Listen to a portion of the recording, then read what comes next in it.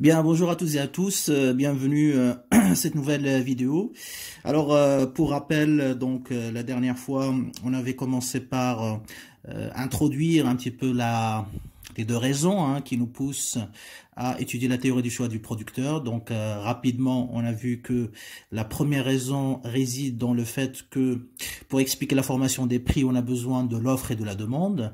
Alors, pendant que la théorie du choix du consommateur nous permet de déterminer la demande du marché, des consommateurs, de tous les consommateurs, eh bien, on a besoin aussi de déterminer l'offre de toutes les entreprises. Et pour cela, donc, on a besoin d'étudier la théorie du choix du producteur. Voilà. Et la deuxième raison, comme les entreprises, donc les producteurs, c'est un agent économique très important et il entretient des relations avec tous les autres agents du circuit économique, pour compléter la compréhension de ce dernier, il est très important aussi d'étudier le comportement donc des producteurs, c'est-à-dire des entreprises. Alors, on a vu aussi qu'on parle souvent de producteurs à la place d'entreprise. Ça ne veut pas dire qu'il y a une seule personne donc qui produit un bien ou un service.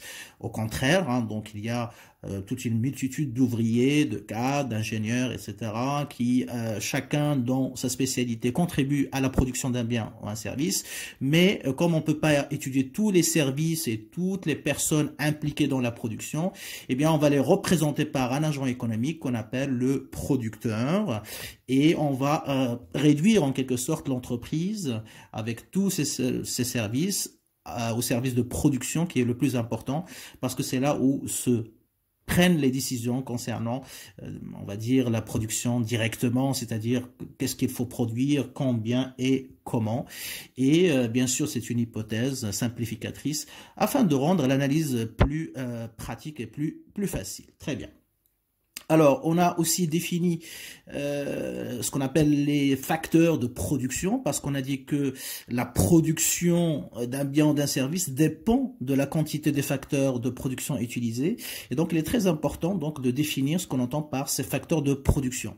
Alors, ces facteurs de production ne sont pas définis par des catégories précises. Pourquoi? Parce que le même bien peut être considéré soit comme un bien de consommation finale, soit comme un bien de production, c'est-à-dire un moyen de production, selon la nature de son usage, d'accord? Donc, si j'utilise ma voiture pour mon usage personnel, pour satisfaire mes besoins personnels, par exemple pour aller au travail, pour aller me promener, pour aller faire les courses, etc. Donc là, il s'agit d'un bien de consommation. Mais la même voiture, je l'utilise par exemple pour transporter d'autres personnes en échange, bien sûr, donc d'une rémunération. Dans ce cas-là, ça devient un service. Ça devient un facteur de production. La même voiture devient un facteur de production. Donc, selon la nature de l'usage. Et donc, de manière générale, on définit les facteurs de production, ce qu'on appelle aussi les inputs, d'accord, comme des biens et services aussi, qui sont utilisés, transformés pour produire d'autres biens et services qui sont, eux, destinés à la consommation finale, d'accord? Donc, un bien de production, un moyen de production n'est jamais utilisé comme un bien de consommation finale. Donc, elle est toujours utilisée pour produire un autre bien. Donc, elle est utilisée toujours comme un bien de consommation intermédiaire. Donc, c'est pour ça qu'on l'appelle, bien sûr, un facteur de production, c'est-à-dire un bien qui permet de produire un autre bien. Et on avait distingué, bien évidemment, entre les facteurs fixes et les facteurs variables. Comment on peut distinguer entre les deux? Eh bien, donc, lorsqu'on change la quantité de l'output, c'est-à-dire du bien ou du service produit, on regarde, est-ce que la quantité des inputs, donc des facteurs de production, change? Dans ce cas-là, on dit ce sont des facteurs variables comme l'énergie, comme les matières premières, les consommations intermédiaires, le travail. Et le deuxième cas qu'on a vu ensemble, c'est lorsque la quantité des inputs ne change pas, même si on augmente la production, comme les locaux bien sûr, la terre, les équipements, les machines, les outils, etc. Voilà. Et donc, de manière générale, c'est la comparaison entre la quantité des inputs utilisés suite à la variation de la quantité d'output qui nous permet effectivement de déterminer la nature des facteurs de production. Est-ce que c'est fixe ou est-ce que c'est variable? Alors, on avait précisé que un facteur fixe ne reste pas toujours fixe de manière éternelle tout le temps, d'accord? Il peut changer aussi, mais pas tout de suite, c'est-à-dire à long terme. Et on avait expliqué en fait que de manière générale, tout ce qui est capital, immobilisation corporelle, etc., locaux, bâtiments, terres, c'est considéré comme un facteur fixe à court terme parce que c'est difficile de le changer. C'est pas parce qu'on peut pas le changer, mais il peut changer, mais ça demande du temps. Et donc pourquoi c'est difficile de le changer? Pourquoi ça demande du temps? Pour deux raisons qu'on avait expliqué la dernière fois. Premièrement, parce que c'est une décision qui est risquée parce que changer le capital ou le facteur fixe en général, hein, donc c'est un investissement qui demande beaucoup d'argent, donc il ne faut pas se tromper, il ne faut pas faire n'importe quoi. Donc c'est la raison pour laquelle le producteur est prudent, donc il doit attendre et vérifier est-ce que la demande supplémentaire qui justifierait une augmentation hein, donc de ce facteur fixe, est-ce qu'il va durer dans le temps ou pas? S'il est durable, donc il a intérêt à le changer, à investir. Si c'est passager en quelque sorte, donc aucun intérêt parce qu'il va perdre de l'argent, il va gaspiller son argent. Donc il faut du temps hein, pour vérifier est-ce que cette demande va durer, supplémentaire va durer ou pas. Deuxième raison, c'est que même si hein, donc on a vérifié, donc on est sûr que la demande supplémentaire, donc il va être durable, eh bien, ça va demander du temps, hein, donc d'appliquer cette décision, c'est-à-dire d'aller chercher les nouvelles machines, de les importer, de les installer, de former les ouvriers, etc. Ça demande du temps aussi de faire des travaux pour agrandir la taille des bureaux, de l'usine, etc. Et donc, dans les deux cas, que ce soit la prise de décision ou la mise en œuvre de la décision, eh bien, ça prend du temps. Donc, ça peut prendre 6 mois, ça peut prendre 1 an, ça peut prendre 2 ans, 3 ans. Et donc, pendant tout ce temps-là, on considère que ce facteur elle est fixe. Mais bien évidemment, dépasser hein, donc le temps nécessaire pour prendre la décision et donc et faire les travaux, etc. Donc là, à ce moment-là, effectivement, donc le facteur fixe peut être considéré ou devenir un facteur qui est variable. Mais bon, en général, et donc c'est ça un petit peu la conséquence de notre analyse, contrairement à la théorie du choix du consommateur qu'on a vu ensemble au premier semestre, c'est que pour le producteur, il y a 2 périodes d'analyse, ce qu'on appelle la période de court terme, d'accord, et la période de long terme. Donc le temps est un facteur essentiel dans le choix du producteur. Ça veut dire quoi? Ça veut dire que le choix du producteur va changer selon qu'il est à court terme ou il est à long terme. Ça, c'est très important pour vous, notamment le jour de l'examen. Il faut être très attentif parce que pas mal d'étudiants sont souvent piégés.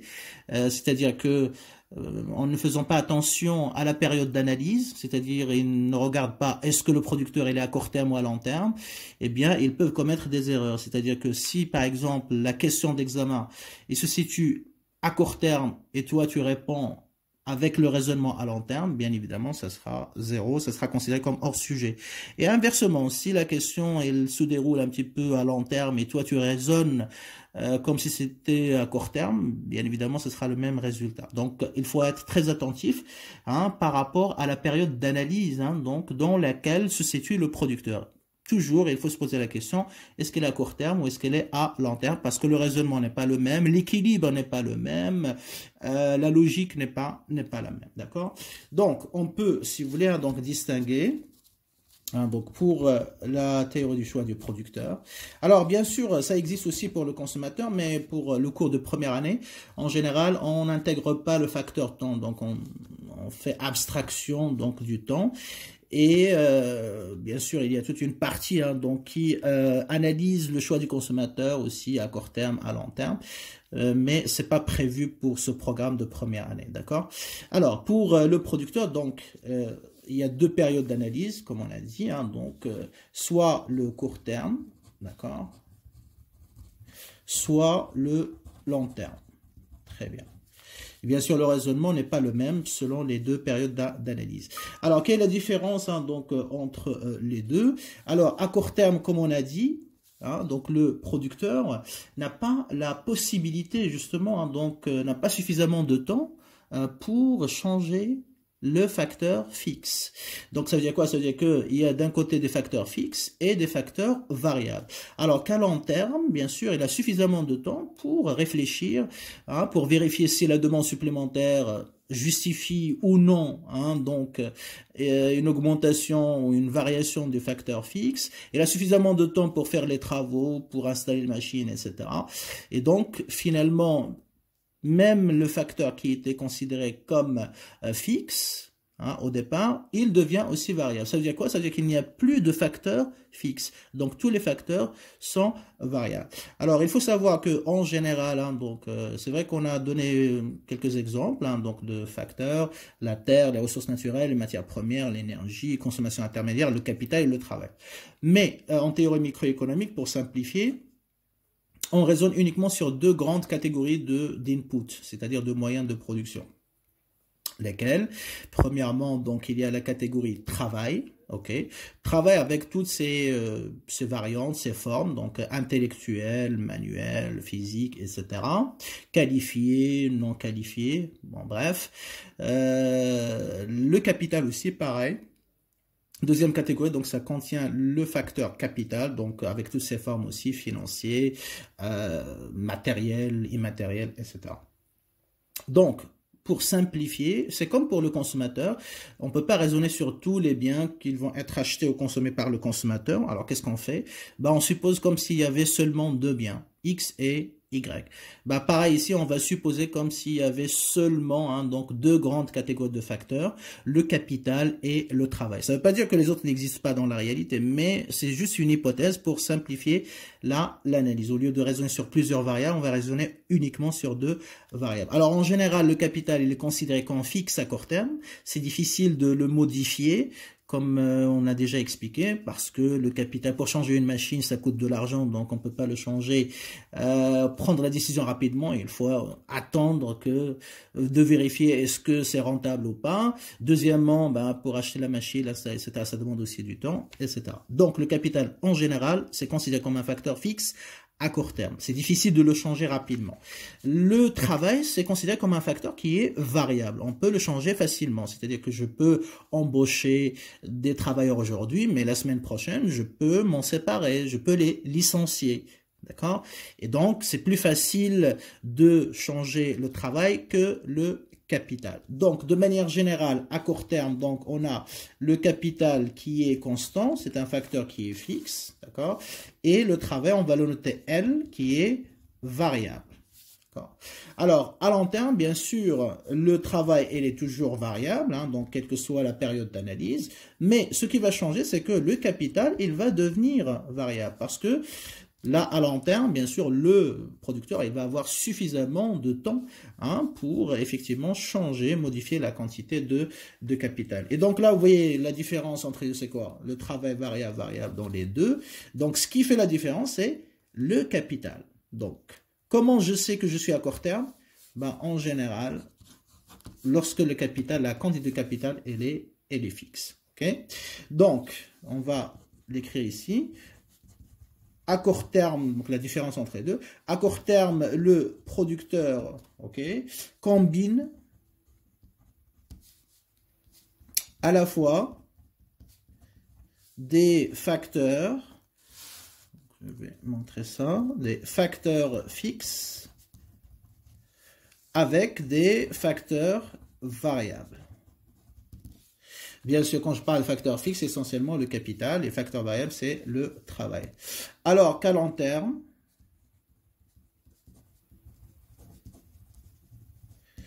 le producteur utilise uniquement des inputs variables. Donc là, ça veut dire que le capital et le travail deviennent tous les deux variables. Voilà un petit peu la différence, hein, donc, entre le court terme et le long terme. D'accord? Voilà, c'est la quantité de capital, en fait, le facteur capital qui devient variable tout simplement.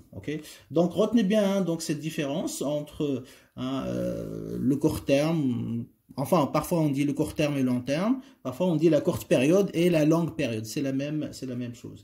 Donc, je répète, hein, pour résumer un petit peu, le produit à court terme, le produit total est obtenu en associant ou en combinant un facteur fixe, c'est-à-dire le capital avec le travail, avec un facteur variable qui est le travail. À long terme, en longue période, eh bien, tous les facteurs de production utilisés par le producteur, par l'entreprise, deviennent bien sûr variables. Alors, qu'est-ce que ça implique? Ça veut dire qu'à court terme, je vais mettre CT, ça veut dire court terme. Eh bien, donc, quand vous le savez, quand je raisonne sur le travail et le capital, eh bien, ça détermine quoi? C'est la taille de l'entreprise. Le travail, c'est le nombre ou l'effectif du personnel utilisé par l'entreprise. Et le capital, ben, c'est la taille de l'usine, bien évidemment, le nombre de machines, des équipements, etc.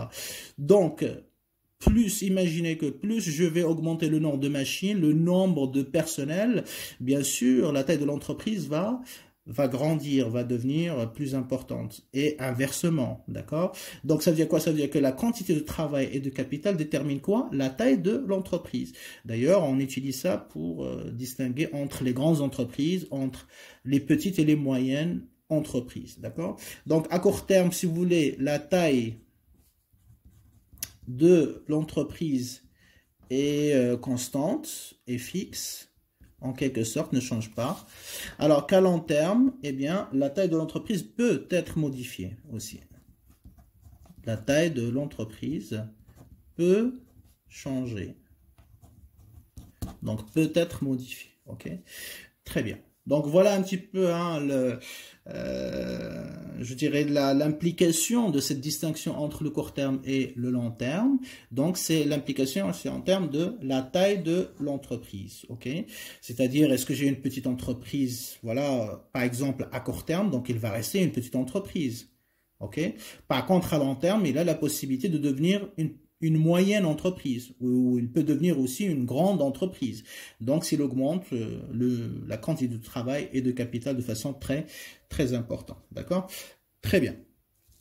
Alors, juste une précision. Hein, donc, quand je parle du court terme au long terme, ça ne veut pas dire que, parce que suivant la matière, la définition du court terme et du long terme change.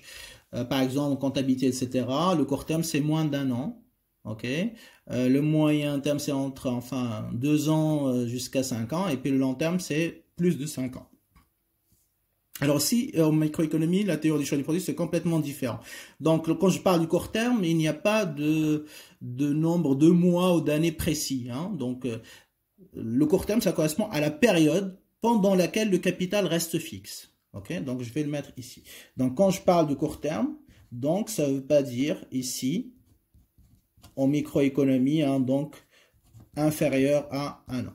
OK, donc je mets, ça n'implique pas, d'accord? OK, donc en microéconomie, je le précise quand même parce que il y a plein d'étudiants donc qui commettent cette erreur. En microéconomie, d'accord, le court terme, la courte période correspond donc à la période durant laquelle K est fixe, c'est-à-dire constant. Donc, si le capital reste fixe pendant 6 mois, dans ce cas-là, le court terme, c'est 6 mois. Si le capital reste fixe pendant 2 ans, donc le court terme, ça va être aussi 2 ans. C'est pas toujours inférieur à 1 an. S'il faut 3 ans, hein, donc par exemple, le capital, il reste constant pendant 3 ans, et pour le changer aussi, il faut 3 ans, ben, le court terme, ça sera 3 ans. Donc, ça peut être 5 ans aussi, ça peut être plus. Okay. Donc, le microéconomie, ce qu'il faut retenir, c'est la période pendant laquelle K est fixe. Alors, dans l'examen, par exemple, je vais vous donner une astuce. Hein, comment je sais que le producteur, il est à court terme? Eh bien, le producteur est à court terme, donc CT, ça veut dire que K est égal à une constante. Donc, si on vous donne la quantité de capital est égale à une constante, c'est égal à 2, c'est égal à 50, c'est égal à 100, etc. Ça veut dire 100 machines ou 50 machines, par exemple. Donc, la quantité de capital, elle est fixe. Dans ce cas-là, on dit que le capital, elle est constant. Donc, le producteur, elle est à court terme. Donc, si on vous dit que K est égal à 10, donc K est fixe. Donc, je suis à court terme. OK? Très bien. Bien, donc là, je crois qu'on a bien défini donc tout ce qui se rapporte aux facteurs de production. Donc, on a dit c'est des biens et services utilisés, transformés pour produire d'autres biens et services. Il y a des facteurs fixes, des facteurs variables. Facteurs fixes, leur quantité ne change pas suite à la modification, l'augmentation de l'output. Les facteurs variables changent avec l'output. Cela implique bien évidemment qu'il y a à court terme et à long terme. À court terme, le capital et les fixes, le travail et les variables. Et à long terme, donc, tous les facteurs, le capital et le travail, tous les deux sont variables. Très bien. Alors, je rappelle qu'on est toujours dans la première section pour la définition de la fonction de production. Donc, on a défini les inputs, les facteurs de production. Alors, il nous reste la combinaison productive. La combinaison, et après, on va attaquer la définition de la fonction de production. Donc, la combinaison productive. Très bien. Alors, la combinaison productive, hein, vous l'avez bien compris, c'est l'équivalent de la combinaison de consommation dans la théorie du choix du consommateur. On est bien d'accord. Alors, la combinaison de consommation, qu'est-ce qu'on avait expliqué? La combinaison de consommation, c'est une liste de quantité des biens consommés par le consommateur. D'accord? Comment on raisonne uniquement sur deux biens X, Y? Eh bien, la combinaison de consommation, on l'a vu au premier semestre, c'est le couple de quantité des biens consommés acheté par le consommateur tout simplement. Eh bien, de la même manière, dans la même logique, la combinaison productive aussi, ça va être une liste de quantités des facteurs de production utilisés par le producteur. Et bien évidemment, comme on va raisonner uniquement sur deux inputs, deux catégories d'inputs, c'est-à-dire le travail et le capital, c'est comme un petit peu X, Y, eh bien, la combinaison productive, ça va être aussi le couple des quantités des inputs utilisés par, bien sûr, le producteur. OK? Très bien. Donc, définition. La combinaison productive, OK? La combinaison productive représente ou désigne la liste des quantités d'inputs, d'accord, utilisées par le producteur, bien sûr, pour produire des biens et services. Donc, c'est une liste de quantités, c'est ce qu'il faut retenir, ok? La liste des quantités des inputs. On est bien d'accord? Très bien. Alors, en supposant, donc c'est une hypothèse, bien évidemment, en supposant qu'il existe seulement, donc on va raisonner sur deux inputs, seulement deux inputs. Donc on a le capital, on va le noter K majuscule, et le travail L majuscule. Ok? Très bien. Donc en supposant qu'il y a seulement deux inputs, eh bien la combinaison productive, ça sera quoi? Ça sera un couple de quantités, des quantités des inputs utilisés, c'est-à-dire du travail et du capital tout simplement. Donc la quantité ou le couple de quantités utilisées de L, de K et L utilisées par le producteur. Tout simplement. OK? Donc, c'est un couple de quantités. Combien il utilise de capital, de machines, d'équipements, etc. Combien il utilise de travail. D'accord? Donc, voilà un petit peu la définition donc, de la combinaison productive. OK? Alors, comment il est noté cette combinaison productive? Donc, on va le voir tout de suite. Alors, cette combinaison productive, donc elle est notée comme suit. Ok. Donc, on commence d'abord par la quantité de capital, et ensuite, donc on met virgule, bien sûr, et la quantité de travail. C'est à peu près la même notation de la combinaison de consommation. Sauf qu'ici, on commence par le capital. C'est par convention, hein, d'accord? Parce que certains vont me dire, mais pourquoi on n'écrit pas LK? C'est juste convention de départ, c'est-à-dire accord commun entre les économistes. Ils ont commencé par noter K et après tout le monde a répété la même chose par la suite et c'est devenu donc une norme. Donc on va respecter la norme. OK? Parce que normalement, effectivement, on avait commencé pour la combinaison de consommation par XY. X, elle est sur l'axe des abscisses, Y sur l'axe des ordonnées. Pareil, elle est sur l'axe des abscisses et K sur l'axe des ordonnées. Normalement, on devrait écrire LK, mais ça a commencé par l'inverse, c'est-à-dire K et après L, mais on va continuer comme ça, donc ça ne pose pas de problème, d'accord? Donc, par convention, donc on commence d'abord par la quantité de K et ensuite le chiffre, le deuxième chiffre, donc ça concerne la quantité de travail, hein, donc le nombre de travailleurs utilisés par l'entreprise, ok? Très bien. Alors, exemple... D'accord? Si je prends la combinaison A, 7, 3, donc c'est une liste, c'est un couple de quantités, de capital et de travail. Ça veut dire quoi? Ça veut dire que la quantité du capital contenu dans cette combinaison productive est égale à 7. Le premier chiffre, toujours, c'est le capital. Ok, vous voyez, comme ici.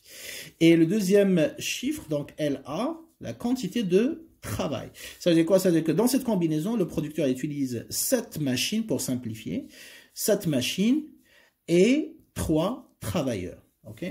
Très bien. Je prends une deuxième combinaison B par exemple, 2, 6.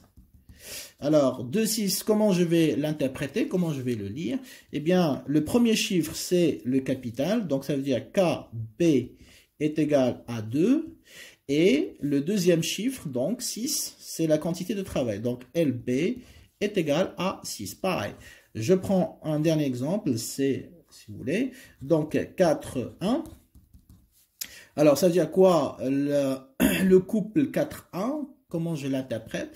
Eh bien, le premier chiffre, donc c'est K, la quantité du capital, KC est égal à 4, et puis la quantité de travail est égale à 1, donc LC est égal à 1, et ainsi de suite, d'accord? Donc toujours, premier chiffre, c'est le capital, deuxième chiffre, c'est le travail. Très bien, alors, la composition, bien sûr, des combinaisons productives, donc ça varie, et comme vous le remarquez, si je prends par exemple A et B, hein, donc je peux avoir, vous voyez, hein, donc K, la quantité de capital est égale à 7, la quantité de travail est égale à 3. Ça veut dire que j'utilise plus de capital que de travail. Okay? Alors, lorsque le producteur il utilise plus de capital, c'est-à-dire plus de machines que de main-d'œuvre, on dit que cette combinaison, elle est intensive en capital. Ça veut dire qu'elle utilise plus de capital, plus de machines. Et inversement, dans la combinaison B, comme vous remarquez, la quantité de travail devient supérieure à la quantité de capital. C'est-à-dire que l'entreprise ou le producteur, il utilise plus de main-d'œuvre que de machines. Dans ce cas-là, on dit que cette combinaison, elle est intensive en travail. D'accord? Donc, quand vous entendez une production intensive en capital en travail, ça veut dire quoi? Ça veut dire qu'on compare la quantité de capital utilisée par rapport à celle du travail. Et donc, quand on dit intensive en capital, ça veut dire que c'est la quantité de capital qui est supérieure. On utilise plus de capital que de travail. Si on dit intensive en travail, ça veut dire qu'on utilise plus de travail que de capital. Donc, je vais le marquer ici. Alors, deux types de combinaisons productives, si vous voulez. Deux types de combinaisons productives et qui aussi, hein, donc on peut dire qu'il y a deux types de production, hein, donc si vous voulez, excusez-moi, je vais juste ajuster le téléphone, voilà. Deux types de combinaisons productives, ok.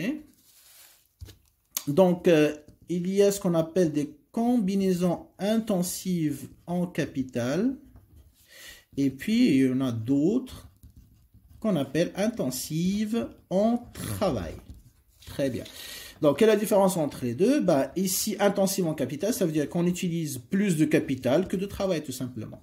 Et intensive en travail, c'est l'inverse. L est supérieur à AK. Voilà. Ça aussi, ça a été posé comme question de cours. Bon, maintenant, vous avez l'habitude, hein, parce que moi, quand je pose des questions d'examen, donc ça... Voilà, ça porte un petit peu sur l'ensemble des cours.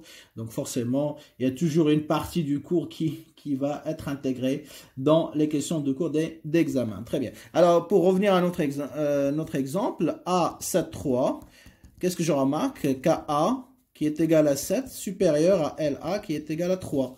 Donc le capital est supérieur au travail, donc A, comment on l'appelle? Bien sûr, intensive en capital. En revanche, la combinaison B, 2, 6, on a l'inverse, c'est-à-dire que c'est LB qui est supérieur à KB, pas besoin d'écrire les chiffres, vous l'avez bien compris. Donc là, B devient intensive en travail. Voilà.